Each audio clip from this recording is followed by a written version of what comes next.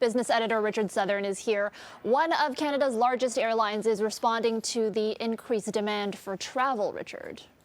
Hello, Erica. You are correct. WestJet is adding a lot more planes. This is something we're seeing now from a number of Canadian airlines adding to their fleets as Canadians return to the skies in big numbers. WestJet says it's buying 42 brand new aircraft from Boeing.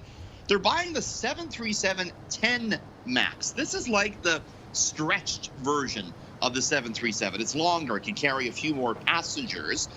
WestJet's going to start taking delivery at the end of 2024. It says this particular aircraft has a very cheap per-seat range. So they're saying this could help them offer more affordable flights.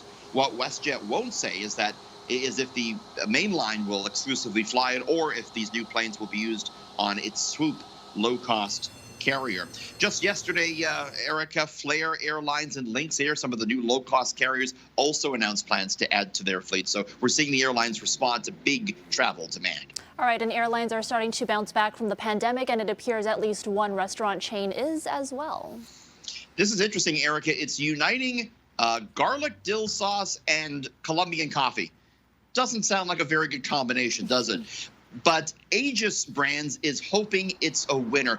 Erica, the company that owns Second Cup Coffee, is buying St. Louis wings for $50 million.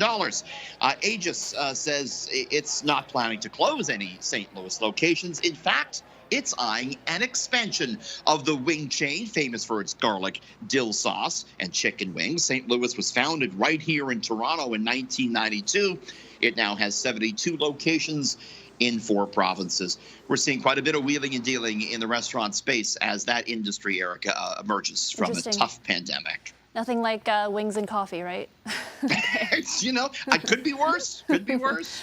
Finally, is a recession inevitable? If you look at what happened on Wall Street today, there are some pretty troubling signs, Richard. Yeah, don't peek at your portfolio, Erica. It might not be a pretty sight. We had this big rally yesterday, and we thought, hey, maybe things are getting better, but the sellers were back out today. The totals on your right-hand side of your screen. TSX down more than 200 points. The Bay Street benchmark down more than 13% this year. The Dow tumbled more than 500 points today. S&P touched its lowest level since 2020. Investors, they're just back to worrying about how rising interest rates could push economies into recession. Apple stock fell 4.9% on a rare analyst downgrade. Even the mighty Apple down 12% this month. Things not so hot on the financial markets, unfortunately, these days, Erica.